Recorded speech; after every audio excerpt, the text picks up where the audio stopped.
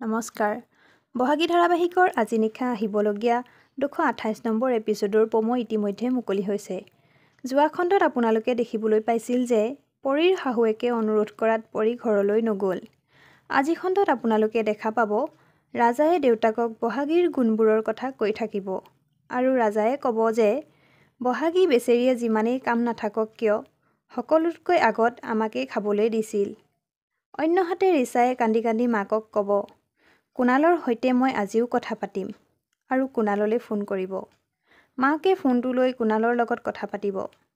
তেতিয়া কুণালে ক'ব, তাই চাল চলন লাইফষ্টাইল যি, বাচ্চাটো যে মোৰেই তাৰ কিবা গেৰাণ্টি আছে নেকি? আৰু তেতিয়া ৰিচাক মাকে ক'ব, ইমান স্বাধীনতা দি ডাঙৰ কৰা ফল এয়াই দিলি বুলি কোৱা আজি খণ্ডত দেখা পাব। আজি নিশা 9:30 বজাত আৰু পুনৰ সম্প্ৰচাৰ নিশা 11 বজাত আহিবলগীয়া বহাগী ধাৰাবাহিকখন চাবলৈ নাপাহৰিব।